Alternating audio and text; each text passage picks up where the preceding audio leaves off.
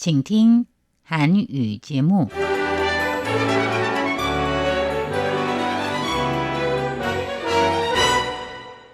안녕하십니까? 중화민국 국제방송 타이완의 소리 RTI 한국어 방송입니다. 금요일 방송은 간추린 뉴스 랜선 미식회 멜로디 가든의 손으로 이어집니다. 5월 30일 금요일 간추린 뉴스 헤드라인입니다. 라이칭더 총통이 2025 유럽의 날 만찬 행사에 참석해 타이완과 유럽연합 간 경제 동반자 협정 체결을 기대하며 비중국 공급망 구축에 대한 의지를 다시 드러냈습니다. 뉴욕주 하원이 타이완 헤리티지 데이 기념 결의안을 통과시켰습니다.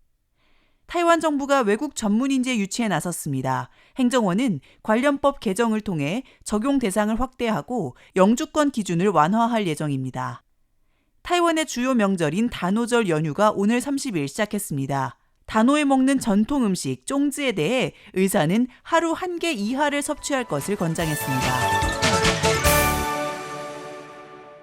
라이칭더 총통은 어제 29일 저녁에 열린 2025 유럽의 날 만찬에 참석해 유럽연합 EU를 포함한 민주국가들과 협력해 중국에 의존하지 않는 비중국 공급망 구축에 대한 기대를 밝혔습니다.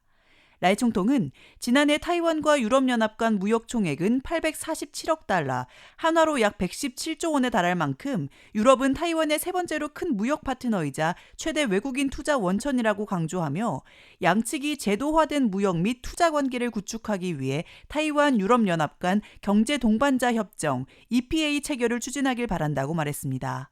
라이 총통은 타이완이 민주주의 공급망 재편과 새로운 경제 질서 구축 과정에서 핵심 역할을 할 수 있다고 강조하며 유럽을 포함한 민주주의 국가들과 협력해 회복력 있고 잠재력 있는 비중국 공급망을 공동 구축해 글로벌 반도체 민주 공급망 파트너십 구상을 제안할 것이라고 밝혔습니다.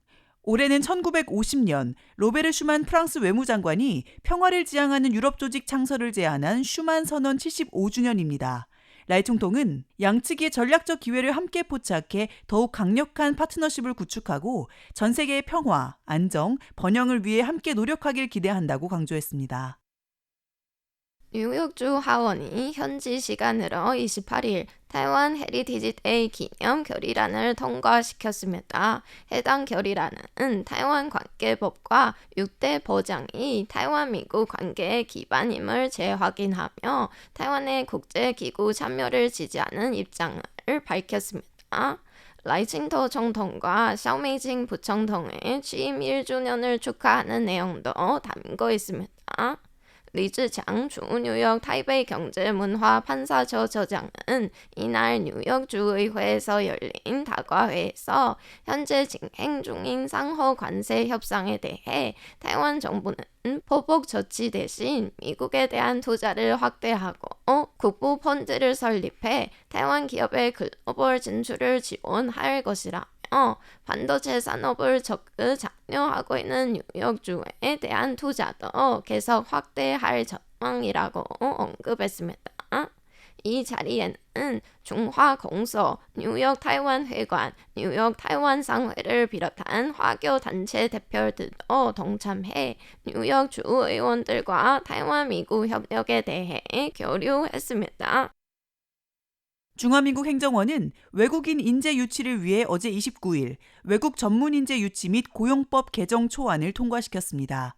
개정안은 적용 대상을 확대하고 디지털 노마드의 비자 체류 기간을 2년으로 연장하며 영구 거류증, 이하 영주권 신청 기준을 완화하여 인재 유치 및 타이완에서의 정착 환경을 최적화하는 내용을 담고 있습니다. 먼저 적용 대상 확대의 경우 기존에는 세계 대학 순위 500위 이내 대학 졸업자가 타이완에서 일할 경우 2년 경력 요건을 면제받았으나 이를 1000위 이내 대학 졸업자로 확대했습니다. 세계 200위 이내 대학 졸업자는 개인 자격으로 취업 허가를 신청할 수 있으며 타이완에서 졸업한 유학생은 별도의 허가 없이도 취업이 가능합니다. 또한 연간 소득이 600만 유타이완 달러, 한화로 약 2억 7천만 원 이상인 전문직 외국 인재는 1년 거주만으로 영주권 신청이 가능하며 타이완에서 전문대 이상 학위를 취득한 유학생은 영주권 신청 시 연속 거주 기간을 1년에서 최대 2년까지 면제받을 수 있습니다. 타이완의 단오절 연휴가 오늘 3월 30일부터 시작된 가운데 단어 전통 음식인 粽子의 과도한 섭취에 주의가 필요하다는 전문가 의견이 나왔습니다. 황루이 타이베이慈济 병원 가정의학과 의사는 보도 자료를 통해 粽子는 고열량, 고당분 식품으로 하루 1개 이하로 섭취하는 것이 좋다고 밝혔습니다. 황 의사에 따르면 찹쌀로 만든 粽子 1개는 평균 350에서 500kcal로 당분 함량은 하루 권장량의 절반 수준에 달합니다.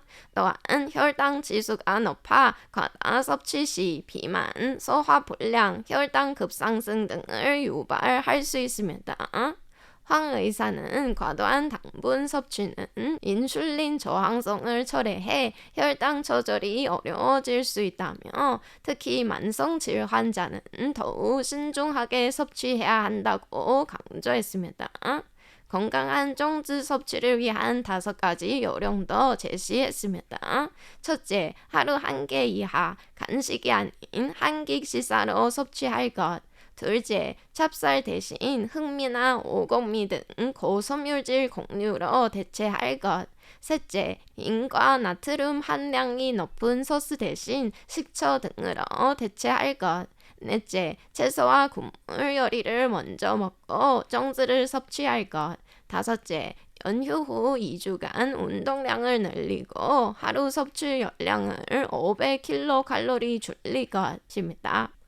또한 황 의사는 粽子에 자주 사용되는 가공육, 달걀 노른자, 말린 오징어 대신 상대적으로 건강한 표고버섯, 토란, 곡류 등을 선택하는 것이 좋다고 강조했습니다. 이상으로 간추리 뉴스 진행의 안유산 서승임이었습니다.